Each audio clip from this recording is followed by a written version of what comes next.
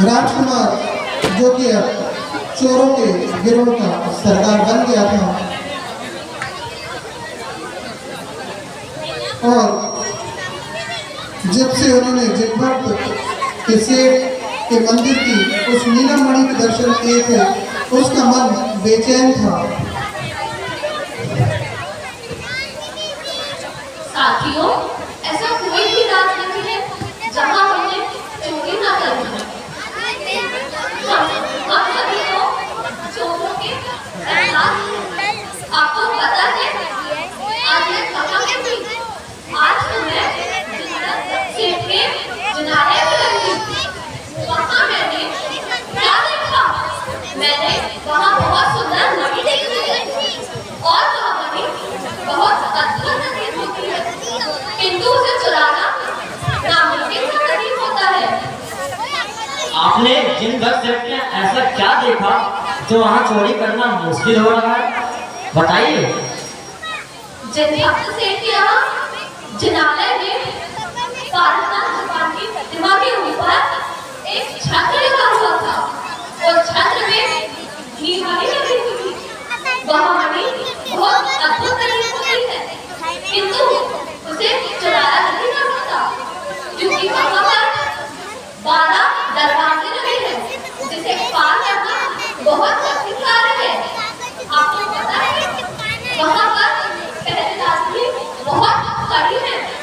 वहाँ पर तलवार, लोहा, इत्यादि सब खड़े हुए हैं और पहरा देते हैं। वहाँ जाना नामुमकिन है।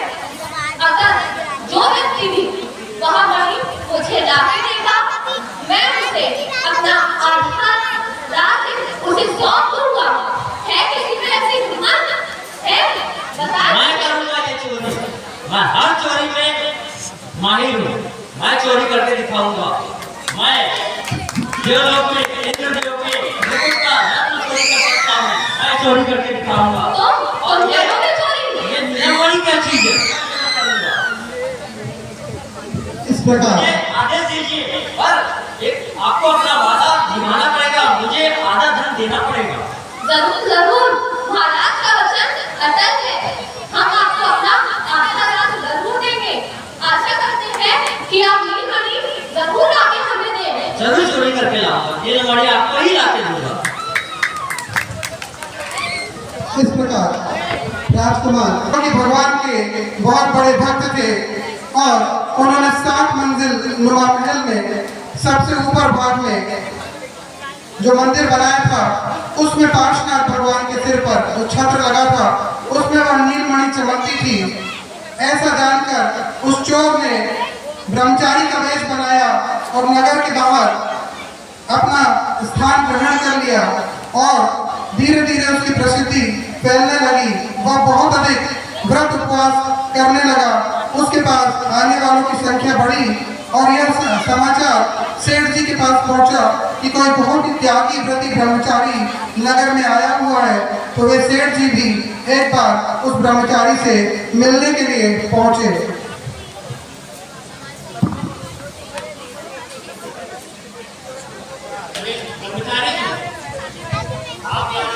अकेले वन में बैठे हुए हैं। आप जिनालय में चलिए, वहाँ पे अपनी साधना कीजिए, बहुत कृपा होगी। नहीं नहीं, मैं आपके साथ नहीं जा सकता। मैं इस वन में ही धर्म साधना में लगा रहता हूँ। मैं आपके साथ जाके क्या करूँगा? ब्रह्मचारी जी, आप एक बार चलिए तो सही। जिनालय बहुत सुंदर है। इसमें भगवान की बहुत ही मनोहारी प्रतिमा है। बहुत ही मनोहारी प्रतिमा है। आप वहाँ चलिए, आपको वहाँ एकांत मिलेगा और उसके साथ आप उसमें साधन को अच्छे से कर सकते हैं। चलिए चलिए, आप इतना अनुरोध कर रहे हैं तो मैं आपके साथ आपके जिनालय के दर्शन करने चलता हूँ। चल जी चलिए। चल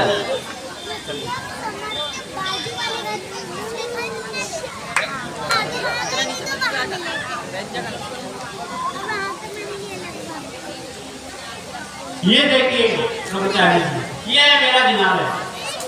अरे वाह, आपका जिनालय तो बहुत सुंदर है। ऐसा प्रतीत होता है ये तो संपूर्ण रत्नों से जड़ित है। ऐसा लग रहा है जैसे स्वर्ग लोक से स्वर्गलोक से स्वर्ग उतर के आ गया हूँ। बहुत सुंदर है, मुझे यहाँ आत्म शांति का अनुभव हो रहा है। बहुत अच्छा लग रहा है आपके जिनालय में। ठीक है ब्रह्मचारी जी, यदि आपको ये मंदिर पसंद आया तो आप यहीं पे अपनी साधना कीजिए और इसकी देख रेख भी आप ही को करनी है। जैसी आपकी आज्ञा, मैं इस मंदिर में ही आपको साधना करूंगा और यहीं रहूंगा। ठीक है जी ब्रह्मचारी, चलिए।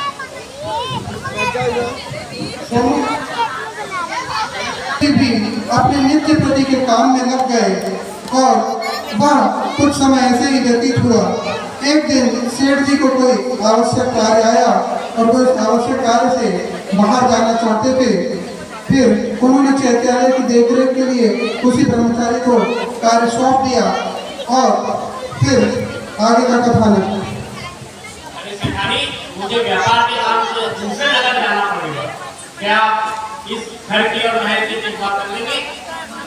जी स्वामी, आप निश्चित होकर के दूसरे नगर व्यापार हेतु जाइए और फिर यहाँ ब्रह्मचारी जी तो हैं, वो मंदिर की देखभाल अच्छे से कर लेंगे और मैं घर का ध्यान रखूंगी और बच्चों का भी ध्यान रखूंगी।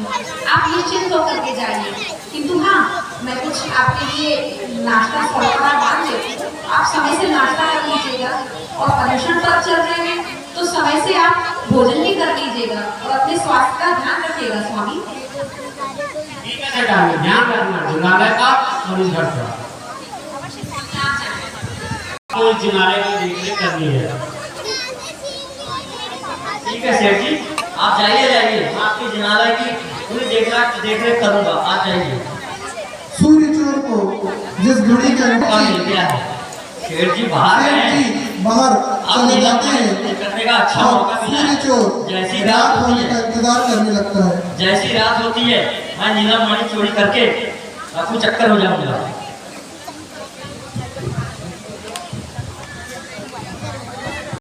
और उस नीलम मणि को वहां से चुरा कर भागने लगता है, लेकिन नीलम मणि का प्रकाश चमकता रहता है और वो मंदिर के रक्षक कोतवाल रहते हैं, वह चोर के पीछे पड़ जाते हैं। चोर भागते भागते उसी दिशा में पहुंचता है। अरे यह क्या चीज चमक रही है? लगता है कोई जिनालय से नीलम मणि चुरा रहा है। चोर चोर चोर चोर चोर। मैं चोर मेरे भागते भागते पीछे तो सिपाही लगा हुआ है। मैं उसी पीछे दिशा जाऊं। में पहुंच जाता है। मैं एक काम करता हूं। स्थान पर सेठ जी रात्रि विश्राम के लिए रुके थे, उसी स्थान के पास पहुंचता है और अचानक सेठ जी भी वह शोरगुल सुनकर अपनी नींद से जाग जाते हैं।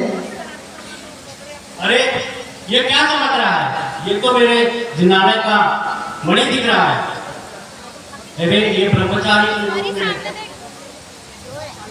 अरे ये ब्रह्मचारी के रूप में चोर है। ऐसे में तो हमारे जैन धर्म की और जैन धर्मात्माओं की लोग निंदा करने से भी नहीं चूकेंगे। मुझे ही कुछ करना पड़ेगा। इससे